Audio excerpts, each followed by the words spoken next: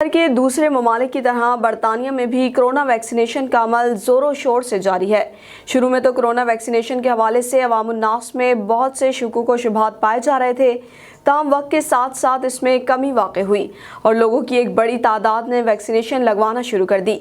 इसी सिलसिले में बरतानिया में मौजूद मलिक आदिल एडवोकेट ने वैक्सीनेशन लगवाने के बाद इसकी अफादियत पर एक मैसेज दिया है।